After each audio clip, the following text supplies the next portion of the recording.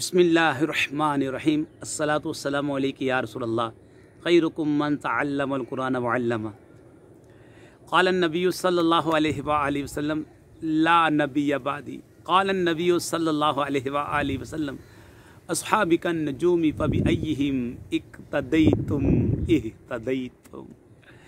आइए आज इंशाअल्लाह ताला आपके सामने जो है ना दुरूद पाक की फजीलत बयान करेंगे इंशाअल्लाह ताला। तवज्जो के साथ सुने और इस पर अमल भी कीजिए।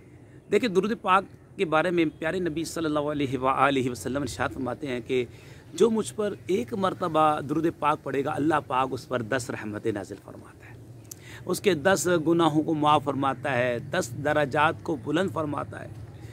दुरूद पाक पढ़ते रहेंगे, अल्लाह की रहमतों में डूबे रहेंगे इंशाअल्लाह ताला। जितना दुरूद पाक पढ़ेंगे, नबी करीम सल्लल्लाहु अलैहि वसल्लम के करीब होते चले जाएंगे इंशाअल्लाह। दुरूद पाक पढ़ते रहे इंशाअल्लाह ताला, और दुरूद पाक से इंशाअल्लाह ताला ज़बान के अंदर तासीर पैदा हो जाएगी।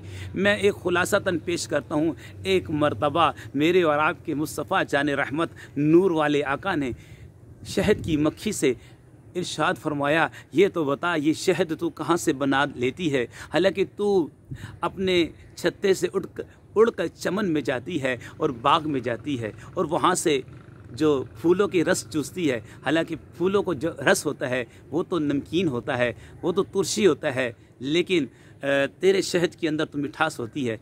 उसने अर्ज़ किया, आका, शहद की मक्खी ने अर्ज़ किया, आका, जब मैं छत्ते से उड़ती हूँ, आका, जब मैं परवास करती हूँ, जब मैं हवा में बुलंद होती हूँ और अपने परों को खोलती हूँ, आका, आपकी ज़ात पर दुरूद पढ़ती हूँ।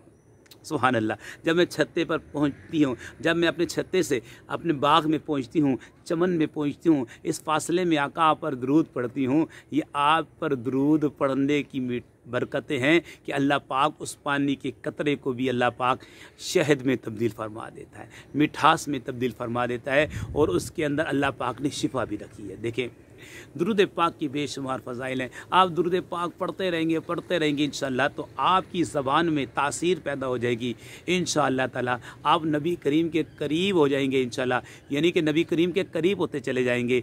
नबी पाक सल्लल्लाहु अलैहि वसल्लम जिससे जो करीब होता है, नबी करीम सल्लल्लाहु अलैहि वसल्लम उसको रब के करीब कर देते हैं। तो हमें दुरूद पाक पढ़ना चाहिए। उठते बैठते दुरूद पाक पढ़ें।